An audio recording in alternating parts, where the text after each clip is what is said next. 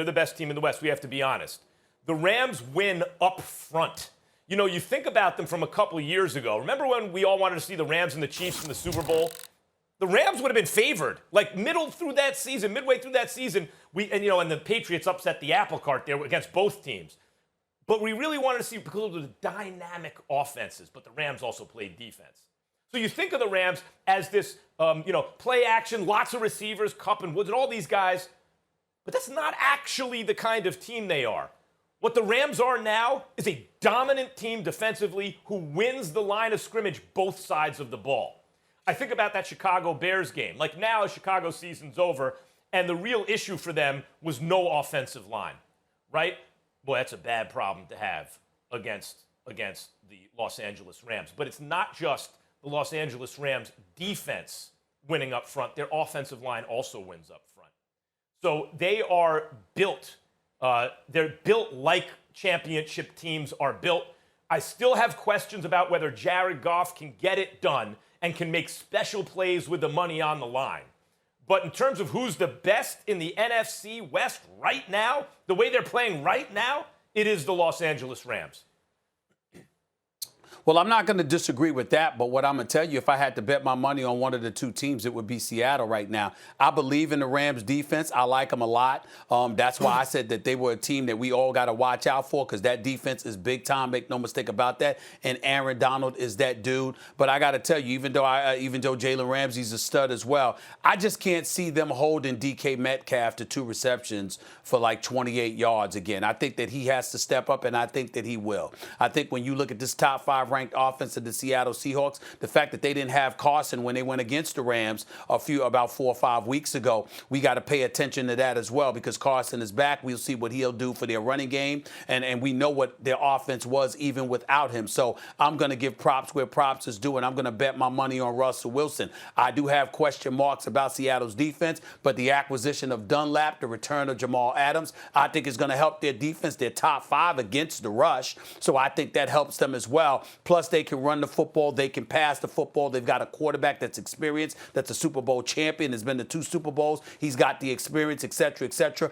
I just look at the Seattle Seahawks right now, and based on what I've seen from the Rams and Jared Goff, even though I got a lot of faith in him compared to other quarterbacks, certainly not compared to Russell Wilson. And I think that's the thing for me, Max Kellerman, when I think about the Rams, as much respect as I have for them and as much of a chance as I think they have because that defense is real, I can't ignore what I'm seeing from Seattle right now. Seattle might have struggled recently, but in the end, when I'm thinking about them come playoff time, who's the team that I would probably bet my money on, even though that Rams defense is something special? It's kind of a little bit easier when you in Southern California, which I just returned from. Listen, I came back last night. It was 30-plus degree weather.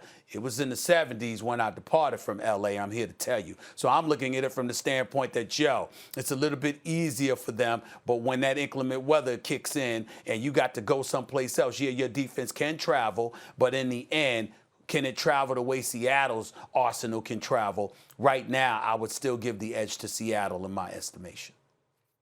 Well, look, with the money on the line, give me Russell Wilson. I agree about that. But right now, in the playoffs especially, who's been to the Super Bowl more recently? It was actually the Rams. And you know who's a key player? And you'll remember this name, a blast from the past, Stephen A., because there was like a year there where I talk about him all the time. Why are you talking about an offensive lineman? Because I wanted the Giants to sign him, but they thought he'd be too old and would age out of the contract poorly. Andrew Whitworth, the tackle for the Rams on the offensive line. When he showed up in L.A., everything changed. Pretty damn good. Everything changed. Now, he had a bad knee injury, right? And then the Rams looked a little shaky. And by the way, that's one of the reasons. Without Whitworth, I'm thinking the Patriots should win this game. I thought the Patriots were going to win in an upset. But the Rams were winning up front. They went up front without Whitworth, and his knee rehab is way ahead of schedule.